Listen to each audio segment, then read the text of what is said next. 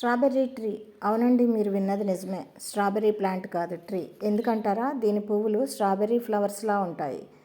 Road పక్కన 10 అడుగుల ఎత్తులో అంబ్రెల్లా షేప్లో అందంగా పెరగడమే కాక చెర్రీ లాంటి అందమైన తీయని ఫ్రూట్స్ ఇస్తుంది. అందుకే దేశీ చెర్రీ అని కూడా అంటారు. దీని యొక్క ఆరిజిన్ జమైకా. ట్రాపికల్ ట్రీ అవడం వల్ల మన దేశంలో చాలా తేలికగా పెరుగుతుంది. ఇది 2 వెరైటీస్లో ఉంటుంది. పండినప్పుడు రెడ్గా ఉండేది ఒక వెరైటీ అయితే ఎల్లో కలర్ ఇంకో వెరైటీ. దీనిలోని సీడ్స్ సన్నగా చూవబుల్గా క్యాండీ టేస్ట్లో స్వీట్గా ఉంటాయి.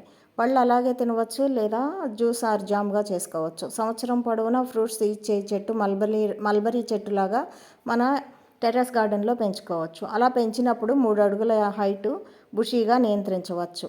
ఈ చెట్టు టెర్రస్ గార్డెన్లో పెంచడం వలన హనీ బీస్ లాంటి న్యాచురల్ పాలినేటర్స్ని, హమ్మింగ్ బర్డ్స్ని బాగా అట్రాక్ట్ చేస్తుంది. అందువలన ఇతర మొక్కలు కూడా మంచి దిగుబడి ఇస్తాయి.